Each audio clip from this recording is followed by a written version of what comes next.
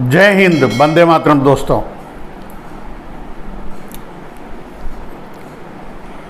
आज भारत का सामर्थ्य अगर फिर बुलंदी की तरफ जा रहा है तो इसके पीछे हमारी एक मजबूत नींव है। ये नींव हमारी संवैधानिक संस्थाओं की है, हमारे कॉन्स्टिट्यूशनल इंस्टीट्यूशंस की है। इसलिए आज भारत को रोकने के लिए हमारी इस नींव पर चोट की जा रही है, संवैधानिक संस्थाओं पर प्रहार किया जा रहा है, उन्हें बदनाम करने का अभियान छेड़ा जा रहा है। उनकी क्रेडिबिलिटी, उनकी विश्वसनीयता खत्म करने की साजिश की जा रही है। जो लोग भ्रष्टाचार में लिप्त हैं, उन पर जब एजेंसियां कार्रवाई करती हैं तो एजेंसियों पर हमला किया जाता है। जब कोर्ट कोई फैसला सुनाता है तो कोर्ट पर सवाल उठाए जाते हैं, न्यायिक प्रणाली पर हमले होते हैं।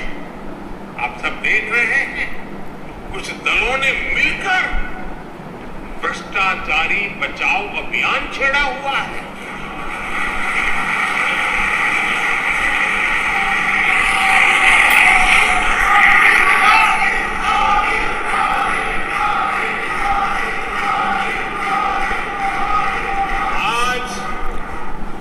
भ्रष्टाचार में लिप्त जितने भी चेहरे हैं, वो सब एक साथ एक मंच पर आ रहे हैं। पूरा देश ये देख रहा है, देश समझ रहा है।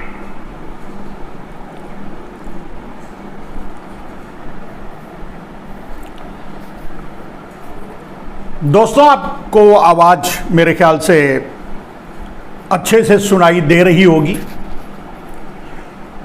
वैसे इतनी प्यारी आवाज और इतनी प्यारी बातें सिर्फ वही कर सकता है।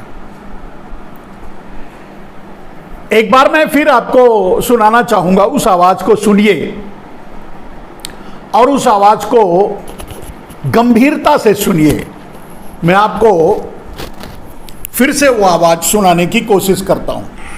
आज भारत का सामर्थ्य अगर फिर बुलंदी की तरफ जा रहा है तो इसके पीछे हमारी एक मजबूत नींव है।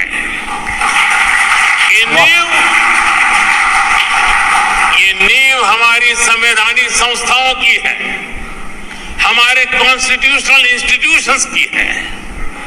इसलिए आज भारत को रोकने के लिए हमारी इस नींव पर चोट की जा रही है, संवैधानिक संस्थाओं पर प्रहार किया जा रहा है, उन्हें बदनाम करने का अभियान छेड़ा जा रहा है। उनकी क्रेडिबिलिटी, उनकी विश्वसनीयता खत्म करने की साजिश की जा रही है। जो लोग भ्रष्टाचार में लिप्त हैं, उन पर जब एजेंसियां कार्रवाई करती हैं तो एजेंसियों पर हमला किया जाता है। जब कोर्ट कोई फैसला सुनाता है तो कोर्ट पर सवाल उठाए जाते हैं, न्यायिक प्रणाली पर हमले होते हैं।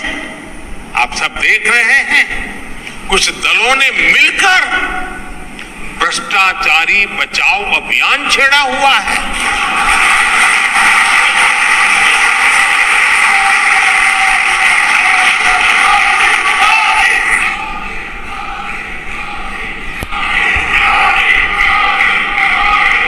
आज भ्रष्टाचार में लिप्त जितने भी चेहरे हैं, वो सब एक साथ एक मंच पर आ रहे हैं। पूरा देश ये देख रहा है, देश समझ रहा है।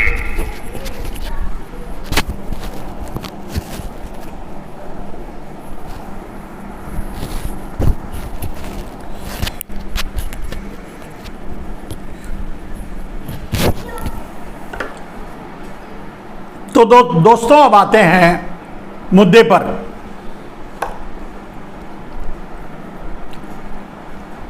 आपने इतने बड़े महान नेता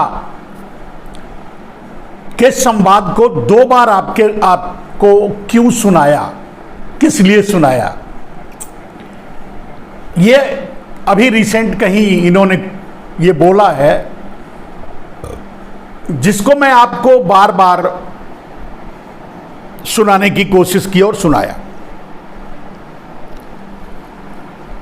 अब इस बात पे सबसे ज़्यादा जो मैं कहना चाहूँगा या आप लोगों को, जैसा कि आप जानते हैं, पहले तो मैं भूल गया था, मैं मनमोहन मिश्रा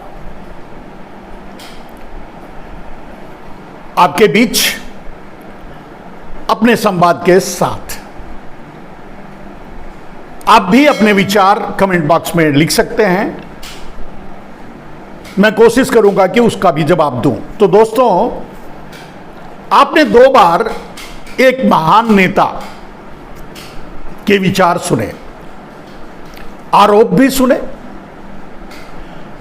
तो आज का लाइव जो है इसी पर केंद्रित है और इसी पर मेरा आज का टैगलाइन है, झूठ पूरे विश्वास के साथ, भ्रष्टाचार पूरी ताकत के साथ। दोस्तों, झूठ पूरे विश्वास के साथ, भ्रष्टाचार पूरी ताकत के साथ कौन कर सकता है?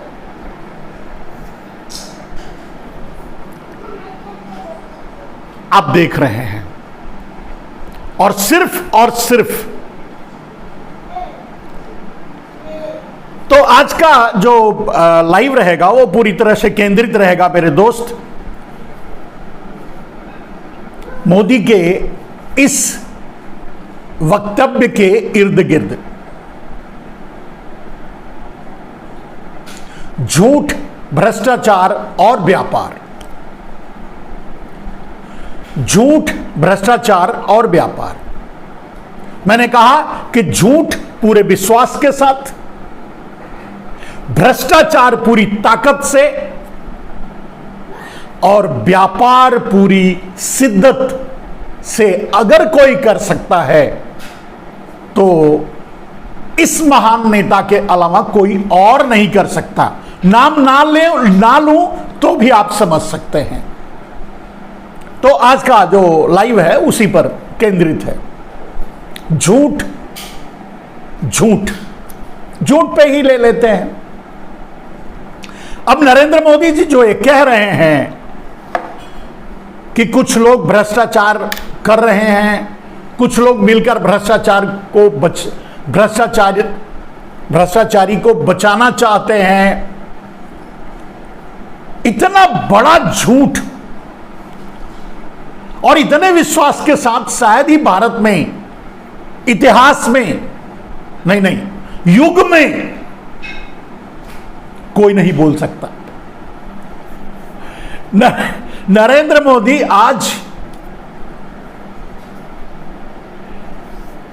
मोदी आज खुल करके अडानी के साथ खड़े हैं। देश अडानी को भ्रष्टाचारी कह रहा है, वो नहीं कह रहे हैं, एक अलग बात है। और अब तो धीरे धीरे सामने आ रहा है कि ना सिर्फ अडानी के साथ नरेंद्र मोदी जी, अडानी, मोदी, ललित मोदी, नीरव मोदी, मेहुल चौकसी, या सारे भगोड़े, या सारे डिफॉल्टर, या सारे फ्रॉड उनके साथ खड़े हैं और उनको बचाने का आरोप दूसरों पर लगा रहे हैं। अब आप ही बताइए, इतना बड़ा, मतलब इतना बड़ा झूठ कॉन्फिडेंस के साथ इतिहास में, युग में, इतिहास छोड़ दीजिए, युग में, या मैं समझता हूं चारों युगों में, जो हिंदू धर्मशास्त्र में लिखा हुआ है, 4 युग हुए हैं, द्वापर, त्रेता, सतयुग, कलयुग। यह अंतिम युग चल रहा है, द्वापर, त्रेता, सतयुग बीत चुका है। तो इस कलयुग में, तो सिर्फ कलयुग में ही नहीं, मैं कहूंगा द्वापर, त्रेता, सतयुग में भी इतने विश्वास, इतने कॉन्फिडेंस के साथ झूठ बोलने वाला आपको कोई नहीं मिलेगा।